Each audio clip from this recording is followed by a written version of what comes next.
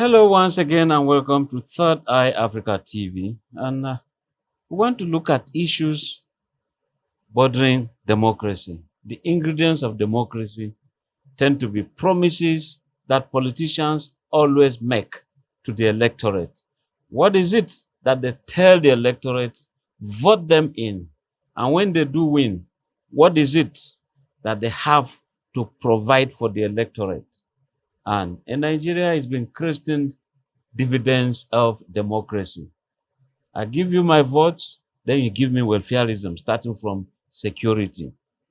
Therefore, as 2027 is just around the corner, in Nigeria, when you hear that year, that period, we're talking of the elections in Nigeria, general elections. They're going to be for president, for the National Assembly, talking of a bicameral legislature, the House of Representatives, the Senate. Then the governors, of course, every state has to have a governor. And every state too also has a unicameral legislature, talking of lawmaking at the state level. So even at the local government, you also have the local government area councils headed by the chairman. Of course, the legislative council is there. They also make some laws using the councillors in there. But in all, what is it supposed to be that they package and give Nigerians, so to speak? This is what we want to discuss with a lecturer from the University of Abuja, and we're talking of Dr. Adeyanju Peters. Of course, there is Temitope in there. I mean, the Yoruba Temitope, mine is worthy of praise. Is it something like that? Very correct. Oh, you're welcome, Dr. Peters Adeyanju. Thank you very much. Good afternoon. He's of the University of Abuja, and my name is Ben Adam Shaman. So let's start with something like an agenda setting, a kind of. Before then, how do you see the campaigns or the clamoring for votes among politicians and, of course, the electorate in Nigeria? Thank you very much to our esteemed viewers at home, at various places of work, and whichever point you're listening to us.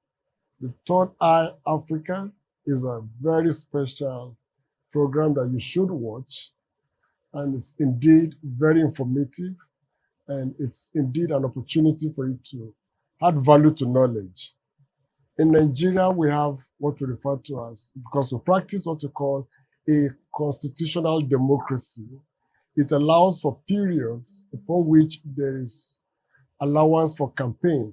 So at the immediate, we're still just having activities being rolled out by the Independent National Electoral Commission, INEC. So we've not actually seen full activities at the moment, but each of the political parties are actually putting their houses in order. They're trying to situate things right.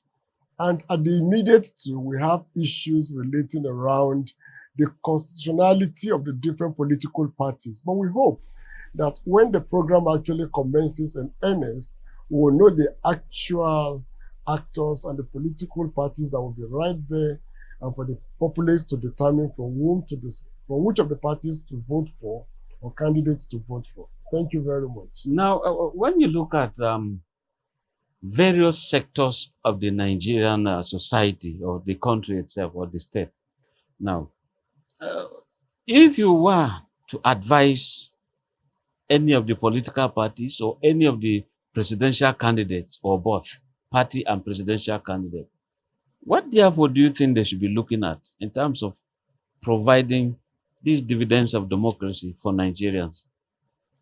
Thank you very much to our anchor and the audience at home and your various offices.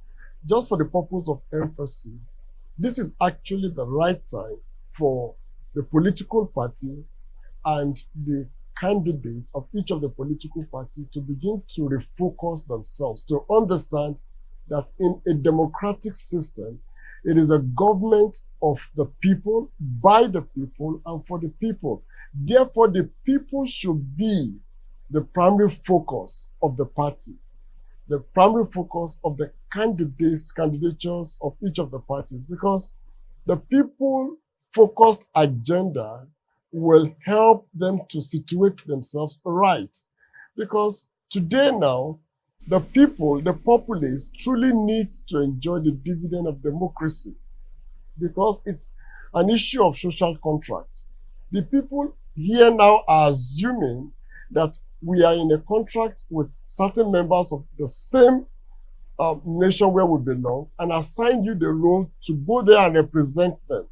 Going there to represent them implies that when you go, you will have the agenda to manage the people's welfare properly and not to go there with your own personal agenda. So at this point, at this moment, the right thing to do for me is for the political parties to begin to think about things that will better the lives of the people, economic-wise, educational-wise, security-wise. And if these three are properly situated, the people will indeed appreciate both the political party and the candidates that they are feeding to assume leadership positions.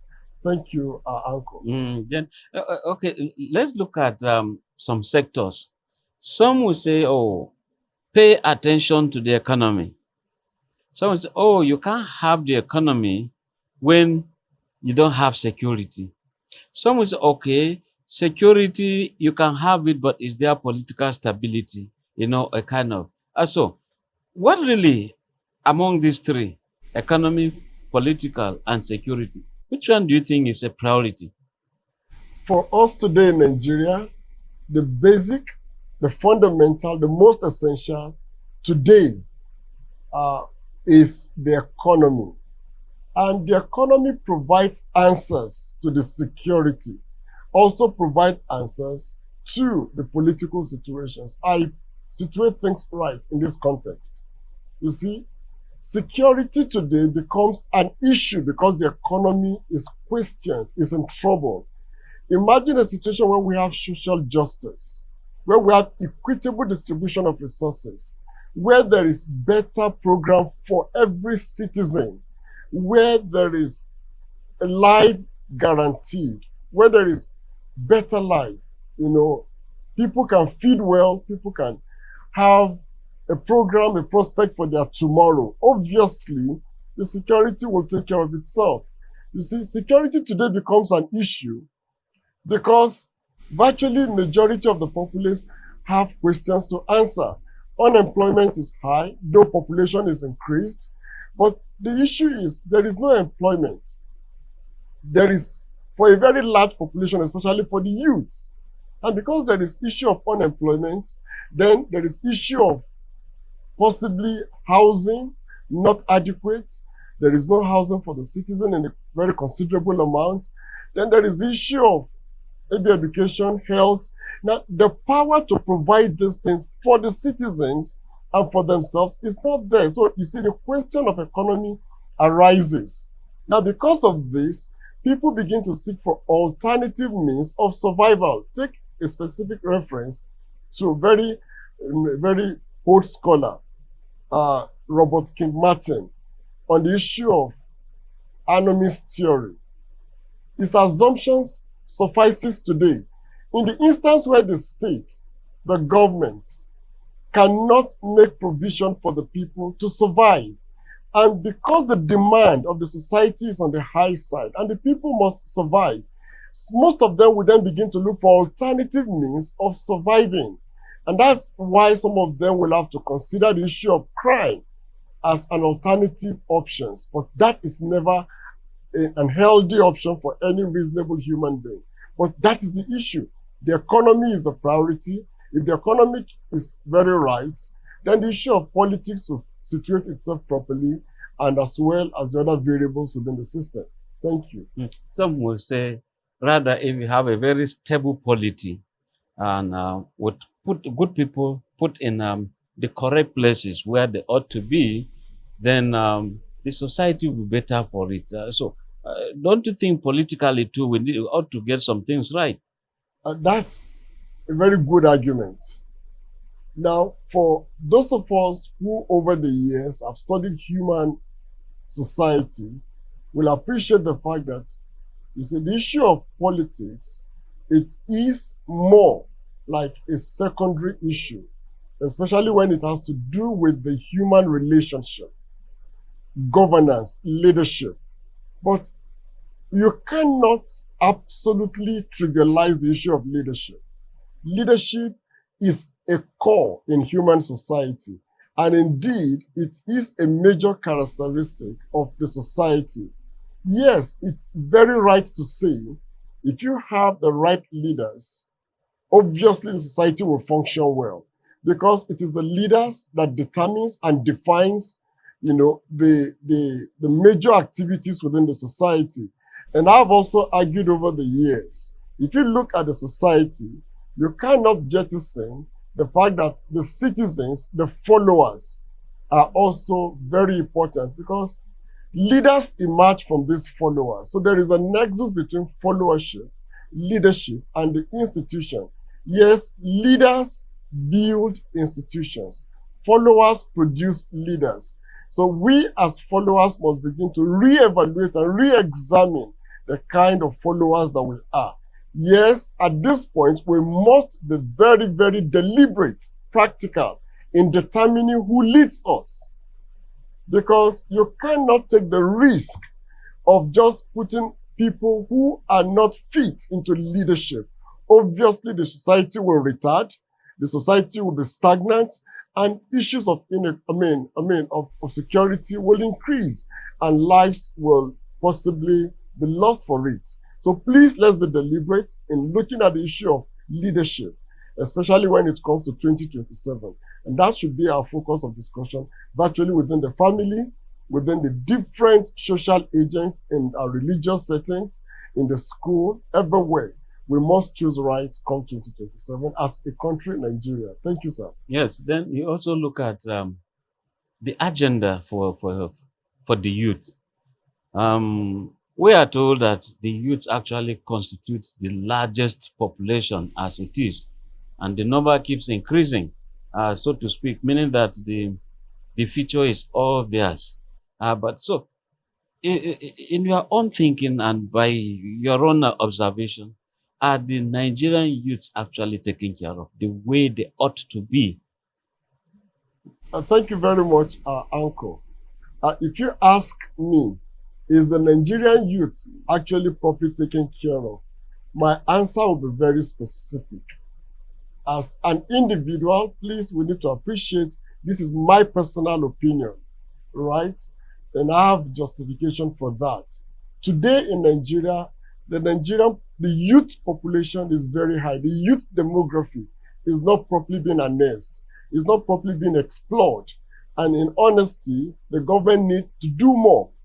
Because the youth today, of course, if you take all other records, okay, and other available data, you will realize that the number of youths that are out of school, not even children, because the youth population, the youth demography is an essential component part of the society today in Nigeria. And for me, we're not adequately being taken care of. The youths are not adequately being taken care of. We're referring to ages between 17, for my own definition, 17 to about 40 years. That is a larger proportion. That's a very huge number in Nigeria today. And today, they are not adequately being taken care of. If you ask me, beyond that expression, what are the indices or the basics for my expression, for my assertion? Now, we are asking about, in terms of employment, gainful employment, the percentage is very low. What the government needs to begin to look at is beyond, of course, the government cannot provide adequate employment for this teeming population of the youth, but you can provide an enabling environment that gainfully employs. These youths can look at today. The Nigerian youths are extremely and very productively self-engaging, self-innovative. Look at the creative arts. Look at the creative industry. The youths are doing well. They are in the global space, and they are actually surviving. Now, their emergence of the global space is not because of government input to a very large extent. It is self-induced, self-oriented, self-innovative ideas that enables them to get, if you come to the music industry, see them doing essentially well, doing greatly well. They themselves made their way through to those parts. So for me, the government needs to do more. We're not asking the government to provide white collar job for everyone. No, you must have deliberate programs for the youth. Create an enabling environment for the youth such that on their own they can thrive and then excel. And you can be very sure they will excel. We're very resilient, we're very resourceful youths in Nigeria. Thanks. Now, in terms of this same youth and government versus agriculture, people will say, oh, agri would have been an area where government can pay so much attention to, because virtually everywhere you go, you see people farming, but farming appears to be left to the aged. It means the younger generation is not too keen to go into agriculture. And that is why today, those to take care of our farms are rather the elderly. So how can government therefore ensure there is food security? Because right now there is food insecurity. The United Nations Humanitarian Agency will always say, northeastern part of Nigeria, northwestern part of Nigeria, there is hunger and more to eat. It's ahead. So how can government tackle all of that? Thank you very much to our esteemed audience and at this point to the youths of Nigeria. In Nigeria, in other parts of Africa or internationally, I need to place on record, you are well celebrated. You are just the best and we appreciate you. And because we believe in you, we know that Nigeria is going to be great tomorrow. Yes, believe it. We count much on you. Yes, if we look at the nexus, the relationship between governance, agriculture, and the youth programs. Now, what we're saying is that, you see, agriculture, the agricultural value chain, it's sufficient on its own. Where you have the production, the producers, you also have the input suppliers, you also have the processors, then you have the market, the local market or the international market. Now, what should the government do? Very simple, is to identify and align, right, with this agricultural value chain, and then make deliberate programs and policies that are youth-friendly. Now, you cannot deny certain facts that each of this value chain, all right, they are self-sufficient to transform a youth to become an international entrepreneur and indeed a wealthy person with time, without any form of manipulation or any form of evil into it. Meaning at the production level, we've got to look at the land tenure system, possibly extricate it, bring it to an end. Now, beyond the usage of crude tools, we are in the 21st century. There is the issue of farm mechanization. There are modern tools for farming. We can no longer be depending on the hoe and the cutlass in this age. And we cannot also throw away the founding fathers' vision for Nigeria. In 1969, our founding fathers in this country believed that Nigeria should be, of course, I have a formula for it. If you are interested, I call it the FJUGL, which means that Nigeria will be a land that is free and democratic. The J, just and egalitarian. The U, united, strong, and self-reliant. That is where it is, a self-sufficient country. And then the G, good governance. And then the L, a land that is full of opportunities for all our citizens. You see, the youth indeed wants to explore. They have the strength, they have the energy, they have the vigor. What we are asking the government to do is to sit back and look at the agricultural value chain, make it youth-friendly. When talking about the land, make the land available. Talking about farm mechanization, mechanize, make it such that there are modern tools for farming. And then beyond that, you see, if you permit me, I can give you a very good structure in solving that. What you need to do, what the government needs to do is very simple, is to simply say, for each of the value chains in the agricultural subsystem, All you need to do is to identify these producers. They may not have the financial wherewithal, but you can create a scheme whereby the processors and the producers will have what you call, of course, it can be a KPI. There could be a bank beside who provide the finances for them. They will go into a mass production and then sign a contract such that in between there's going to be a processor. And when these agricultural produce are available, you also have a contract between the producer and the market. Now, these markets are also readily available. And in doing that, the producers can produce all year round. And that is where the price mechanism comes in. You see, it is not too right to say the price of a particular commodity rises in a particular period of the year, and at another time of the season, it reduces. But we can maintain a value for these commodities, the price for these commodities all year round. By doing this, it's like saying the producers can produce all year round. Okay? And how do we get that done? Is to have an established relationship with the market, local or international. There is a readily available market that will buy these products. And in doing that, you see, you will increase the amount of persons, the youth who will go into the agricultural subsystem and will produce all year round and will have their money for it. In other words, you can produce with little or no money from your pocket because the bank can provide the money. And then in doing that, you realize the processors will supply you with everything you need. All right. And when that is being provided, now when the produce are available, you can also process to international standard and the market is there. And then you realize the society, the youths are better off for it. Thank you very much. Yes. Even when the youths are better for it, but there's still another way of making it maybe the best. Good, better, best. Okay. Now, post-harvest losses. Here you are, if you look at the kind of fruits from Benue State, you go to Southern Kaduna, you go to other places in Nigeria, I mean, there's always a problem managing what you've harvested. The oranges, the mangoes, just name it. Tomatoes, go to Kano, go to many other places. Even our cassava, the southwestern part of this country, you just see that there are too many post-harvest losses.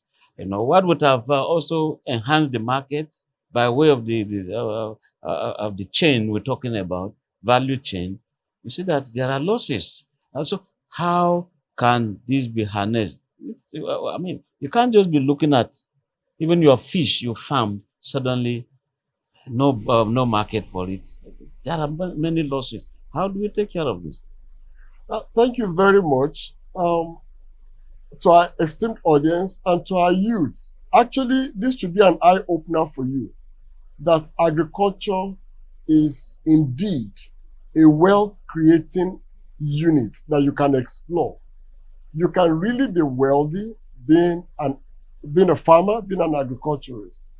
Now, the issue of post-harvest actually is arising because there is no programs for the agricultural subsystem that provides, for post-harvest management.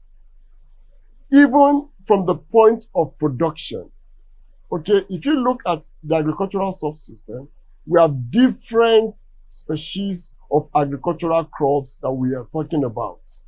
Now, for perishable goods in specific, these are usually most of the agricultural produce that we have to deal with the post-harvest issue. But you see, agriculture has other complex areas.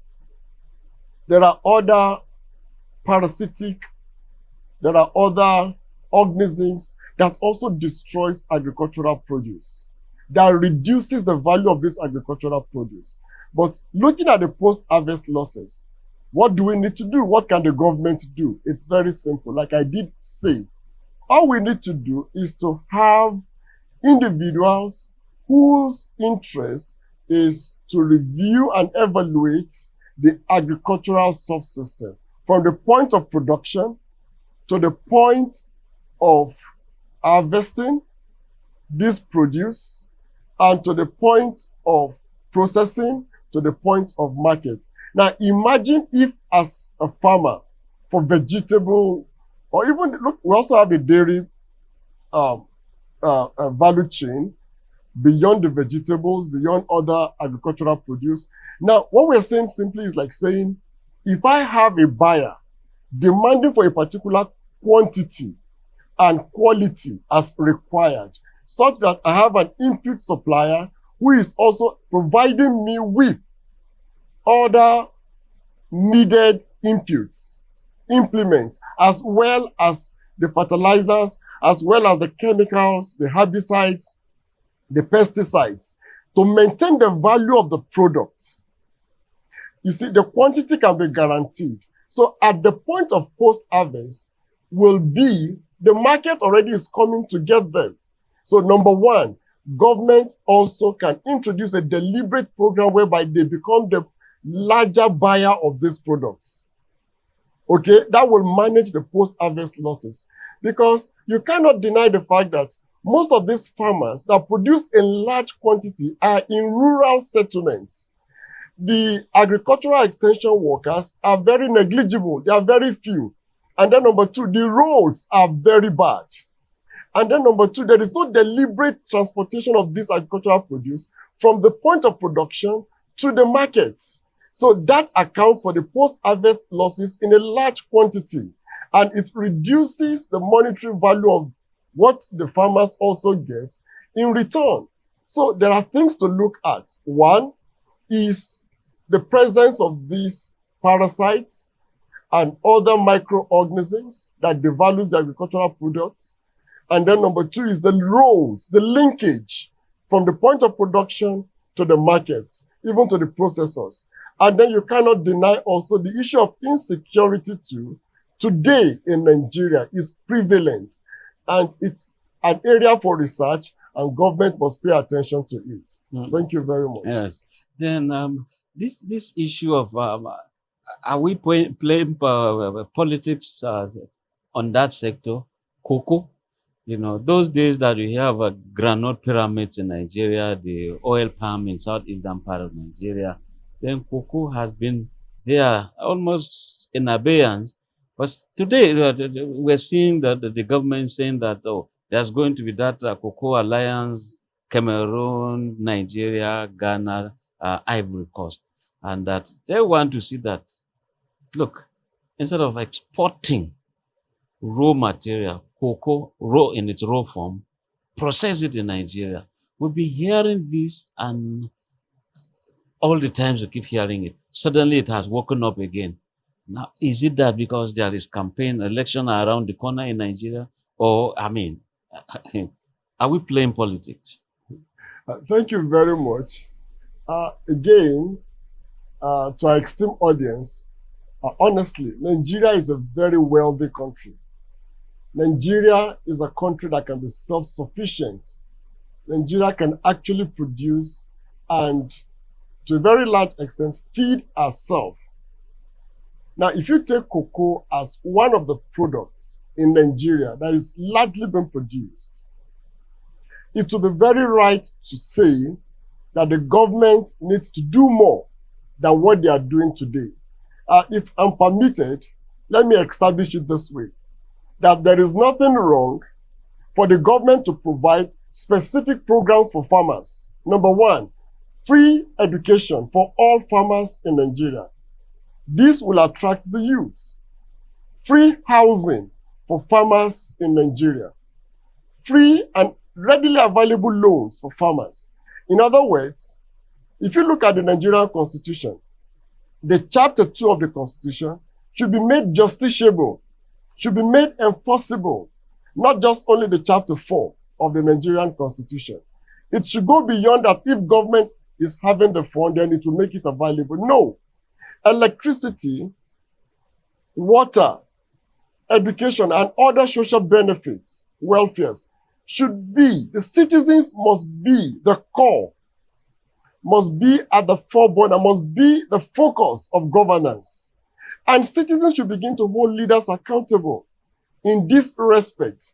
So when we look at the cocoa house, that was a major word, and household word those days in Nigeria, Just like we talked about the Granite Pyramid in Kano, and then we talked about the Cocoa House in Ibadan.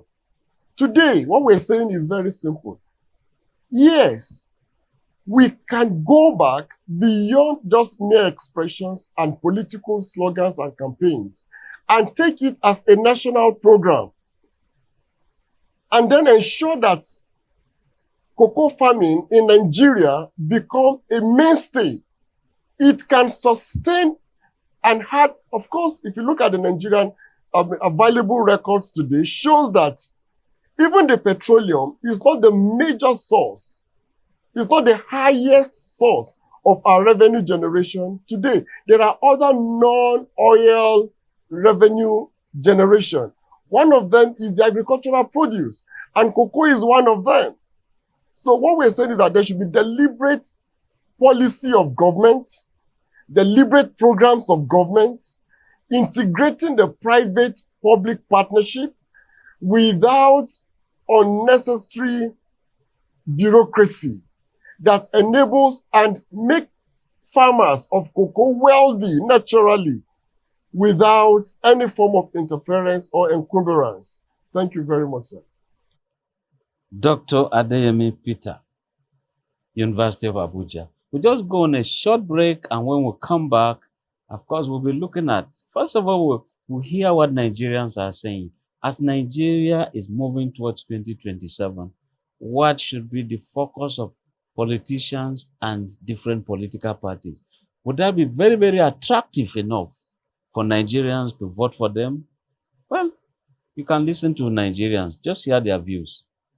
With a clear manifestos, I think the citizens can vote their conscience or any candidate of choice, because we need clarity for we to vote. Not coming to tell us we will give you road, we'll give you light. At least those ones are the barest minimum. So they should bring a more improved manifesto for we to give out a proper vote to whom we choose to vote for. Politicians in general, they are to focus on what the people need, but not trying to bribe people with their money. As an election is just gathering momentum. So it's, always their desire to look for where to be giving 5,000 to people to buy their conscience. So that is not going to work. Lay their work, speak volume for them. And people vote. They don't even need campaign. They don't need much hype. If they can really show evidence of what, they can be accountable. People will not even ask too much. People are not asking for too much. But let them do the right thing. They don't even need to go and be campaigning, running up and down, bribe people to vote for them. If they are doing the right thing, people are going to vote for them. A first person coming into politics, either as a governor, as a senator, as a minister, all you need to do is stand by your words. Try to deliver on your promise. Don't promise what you cannot deliver. Stand on your mandate that, okay, if I'm elected, this is what I'm going to do.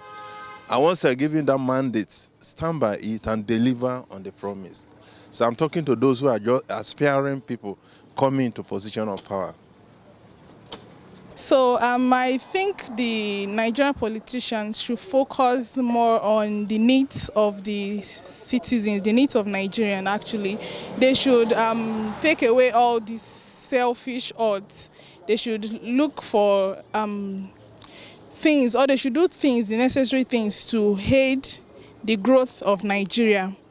And also, the Nigerian youth should focus on selecting or voting for people that can help Nigeria, like the people that are meaningful, that are reasonable enough to know the right thing to do. They should vote for people that are truthful, that will behave transparently when they get to the office.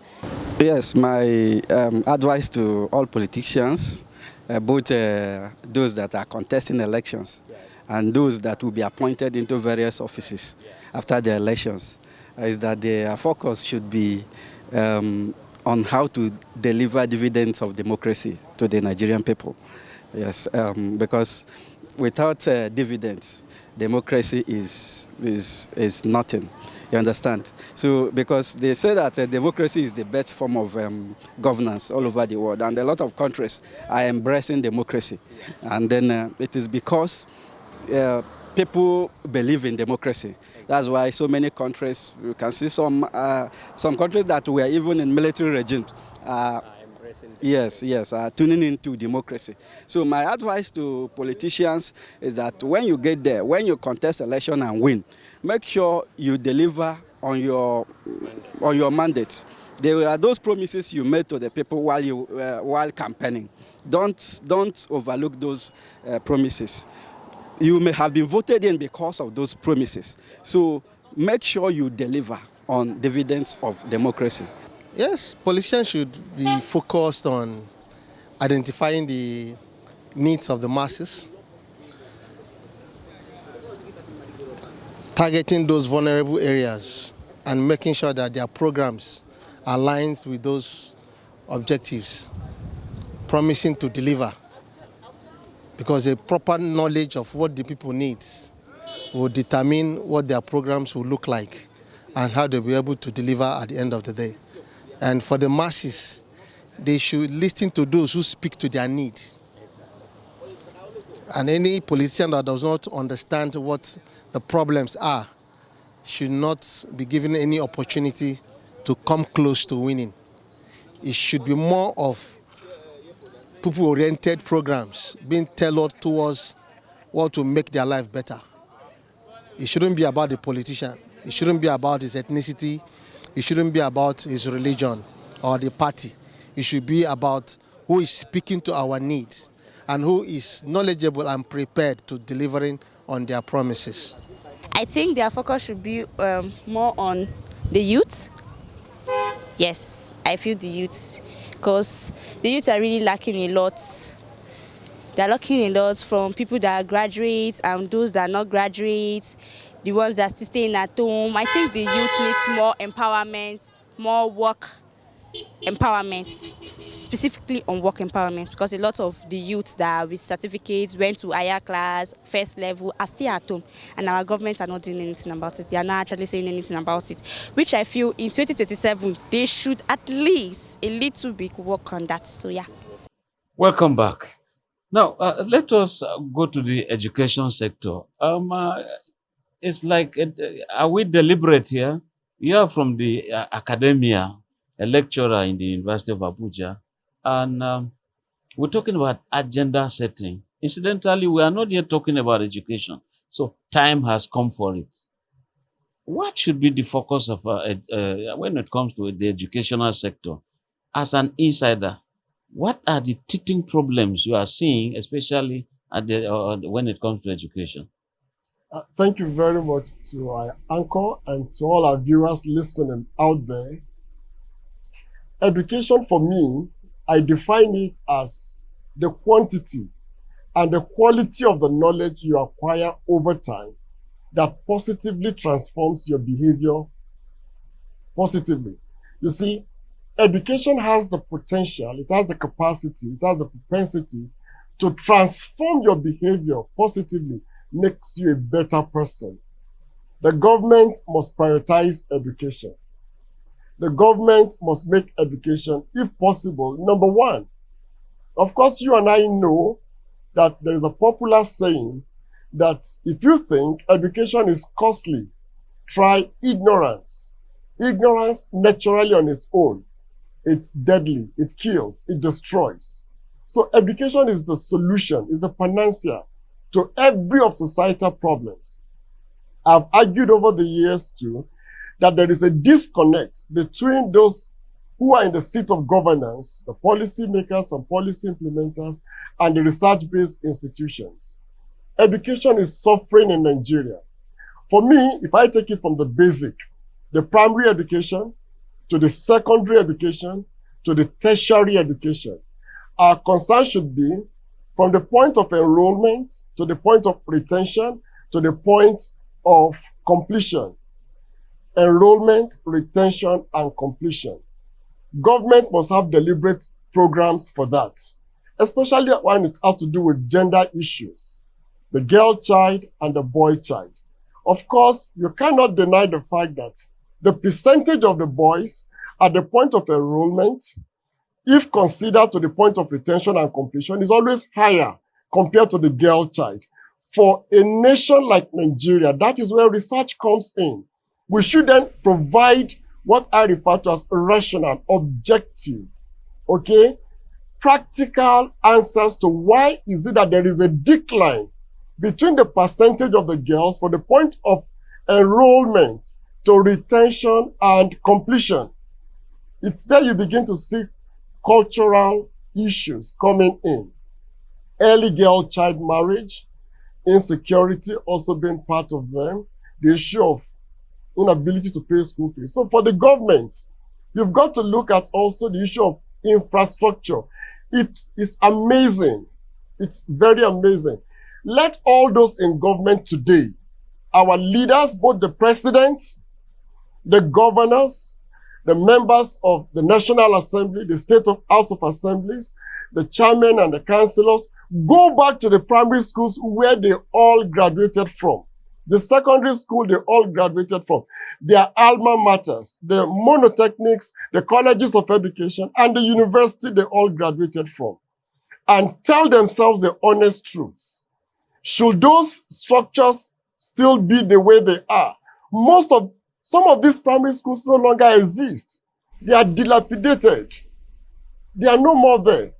And even those that are still there, you still realize that the structure they are in a dilapidated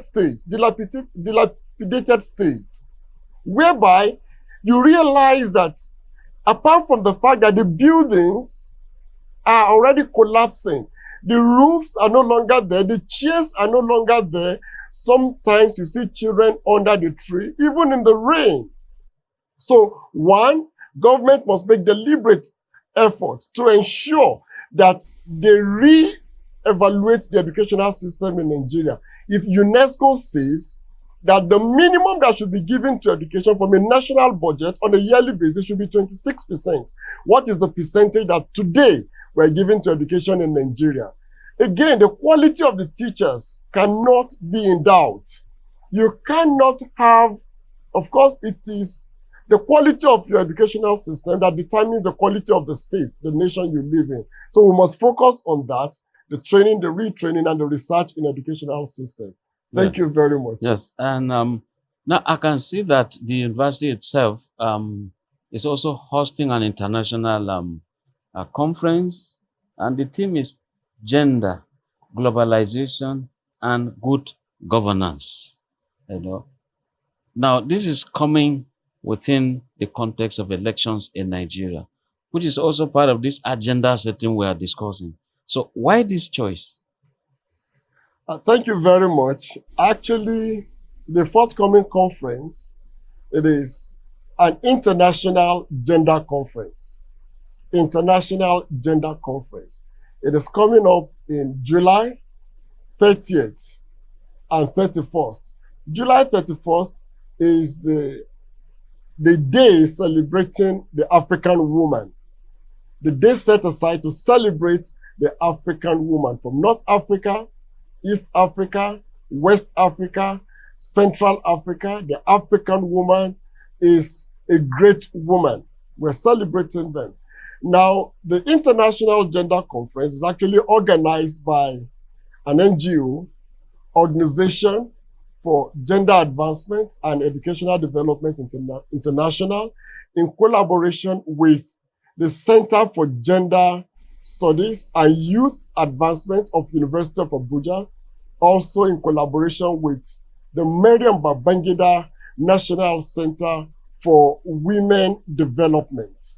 And the theme of the conference is actually gender, globalization, and good governance. Actually, this is very timely because gender discourse is an international issue to be discussed. Women issue, men issue. Please, we need to situate it right. Gender is actually a social construct that defines the roles that the society assigns to man and the woman. So whenever we're talking about gender, it's not synonymous to women. It is not all about political identity. No, we're talking about having gender and development. We focus on how best to ensure that the women are properly cared for, the men are properly cared for. So when we talk about gender and globalization. The world is a global village. We're talking about the integration of different parts of the world, making it one where we can interact for the purpose of economic development, political development, educational development, and virtually for every subsystem of the society. So when we talk about good governance, what we're simply saying is we need to have leaders who are ready to make the world a better place for everyone. We need good leaders who will indeed lead the world. And today in Nigeria, we need good governance. So we're looking at bringing intellectuals, professors from different parts of the world, in Africa, in Asia, in Europe, and in different parts of the states of Nigeria, coming together in the Federal Capital Territory at the Maryam Babangida National Center for Women Development to interrogate the nexus between gender, globalization, and good governance. It's indeed going to be very unique and historic and memorable. Thank you very much, sir. Yes, in the context of this, one can see that the women are not so forward today in Nigerian politics. Look at what is already happening. Political parties have done the primaries. You hardly find the women, you know. So, how do you see this as per bringing up the participation of women in politics? Excellent. Thank you very much. Actually, these are major issues of interest for all scholars today in the global space. And let me emphasize this. Like in Nigeria today, we're talking about the 35% affirmative action. We're talking about special seats for women. That is very encouraging. But for me, I'm rather thinking we can have a constitutional amendment. Let the laws be repealed. In other words, we can have it become an issue of the law, the constitution, in such that if the president of Nigeria is a man, let the vice president by constitution be a woman. If the governor is a woman, let the deputy be a man. The same thing should happen in the parliament. We have 109 senators, 5 female senators. That is not acceptable. In the House of Representatives, look at the numbers there, about 360 House of members of the National House of Representatives. How many are women? From 1960, if you permit me, from 1954, when we have the first indigenous governor general in Nigeria, till date, how many female presidents have we produced? The answer is 0. How many female vice presidents have we produced? The answer is 0. How many elected governor female have we produced in Nigeria? I mean elected, not in acting capacity in Anambra State. 0. How many Senate presidents female have we have? 0. I'm an advocate. It should be a constitutional amendment. In other words, Winnie Mandela said, nothing about us without us. Women have a role to play. They are the larger proportion of the voting population in Nigeria. Let's stop the delusion. Women, if you remember the days of Sarah, how many women voted actually for her? When it was announced, you can tell, a single vote. Women, this is the time to arise and say what is right by your voting power. You have the voting power. What we're simply saying that it should be negotiated. It should be a constitutional issue. We must ensure that more women must come into governance. In the instance where you are deliberating issues that have to affect the women, and you now look at how many women are represented on the table, very negligible, if not 0. Of course, you can tell what the outcome will look like. At this time in Nigeria, addressing the political issue, the political parties are only paying lip services, all of the political parties. We must be deliberate. We must be practical. We must, at this time, arise and truly address this issue. It should go beyond the 35% affirmative action and special seats. It should be a constitutional matter. Women demand more. When we talk about the multiple role of a woman, it is a noble fact to establish that the women are indeed stronger than the men. Yes, the monthly menstrual cycle, the monthly amount of the volume of blood, they lose. And yet they survive. They take care of the house front beyond the domestic care. They take care of everything, and they yet go to office. He tells you of the strength of a woman. The women in leadership will do outstandingly better. And that is my position. And that I'm advocating for. We must allow more women in position of leadership, in governance, from the councillor point to the chairman of local government councils to the governorship. We should be deliberate. We should have more women as governors. And you can tell what it will look like. You can't deny that there are nations in the world that have produced female presidents. We cannot forget Ellen Sirleaf in Liberia, Gloria Arroyo in Philippines. These were even of the past. We have many prime ministers that are female, many presidents that are female. We need a first female president in Nigeria. If I'm allowed to say it, in 2027, it is possible. We need a first female vice president in Nigeria. It is possible. It should be a deliberate act. Let the constitution be amended. Women, that should be your basis for negotiation to vote, whichever candidate is to be voted for in 2027. And that is if they overcome religious and cultural issues. Exactly.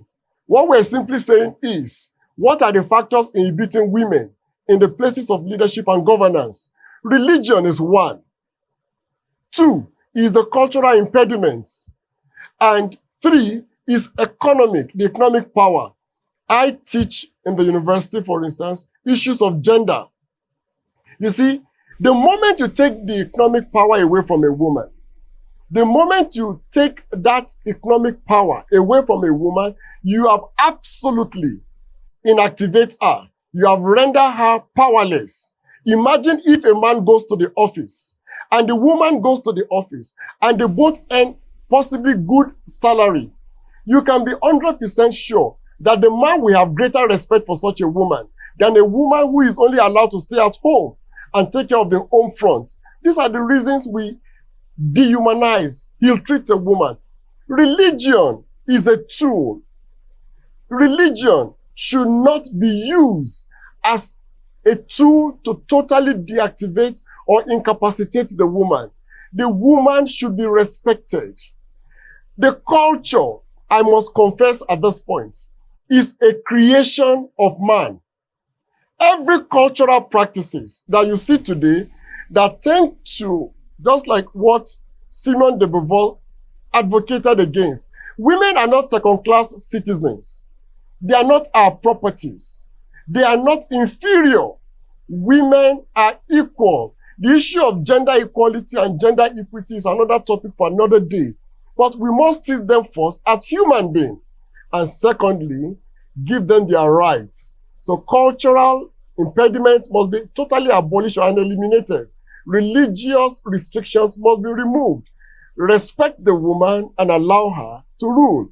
She is competent, she has the character, she has the qualities. Thanks. Yes. And that is Dr. Adeyanju Temitope Peter. Thank you so much, sir. University of Abuja. Proudly a Nigerian. Do you support the armed forces of Nigeria? 100% yes. I support the Nigerian armed forces. You are the greatest in the world. What about the green passport? Yes, excellent. The green passport, it's to be honored, and we can make it indeed a pride of the nation. Thank you. Thank you very much. Yes, My sir. name is Bernard Amshaman. Till we meet again, of course, you've heard him, Dr. Adeyanju Peter. He's of the University of Abuja. I want to thank you for coming to Third Eye Africa and the program, of course, Democracy in Action. Thank you for coming. Thank you very much. Thank you. Thank you to our audience.